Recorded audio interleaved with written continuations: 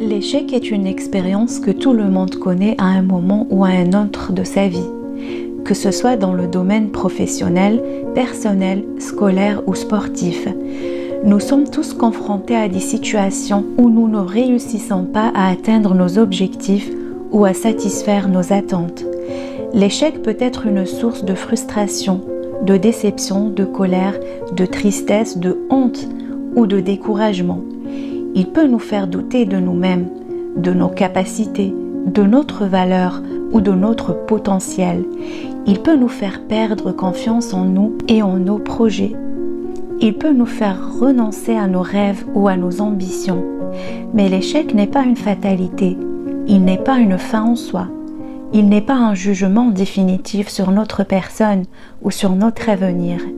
Il est plutôt une opportunité d'apprentissage, de croissance, de changement et de dépassement. Mais comment faire face à l'échec?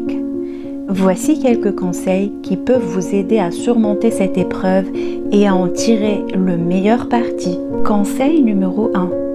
Acceptez l'échec comme une réalité inévitable. Personne n'est parfait. Personne ne réussit tout ce qu'il entreprend. Personne n'est à l'abri de l'erreur, du hasard, de la malchance ou de la concurrence. L'échec fait partie de la vie et du processus d'évolution. Il n'y a pas honte à échouer. Il n'y a pas de raison de se culpabiliser ou de se dévaloriser. Il faut accepter l'échec comme une expérience humaine et universelle. Conseil numéro 2.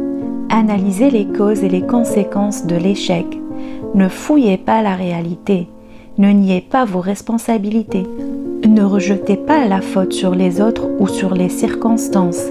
Faites un bilan objectif et honnête de ce qui s'est passé. Identifiez les facteurs internes et externes qui ont contribué à l'échec. Évaluez les impacts positifs et négatifs de l'échec sur votre situation actuelle et future. Tirez les leçons de votre expérience. Conseil numéro 3. Exprimez vos émotions et demandez du soutien. Ne gardez pas vos sentiments pour vous. Ne vous isolez pas. Ne vous enfermez pas dans le déni. Partagez vos émotions avec des personnes de confiance qui peuvent vous écouter, vous comprendre, vous réconforter et vous encourager. Cherchez du soutien auprès de votre famille, de vos amis, de vos collègues, de vos mentors ou de professionnels qualifiés. Vous n'êtes pas seul face à l'échec. Conseil numéro 4.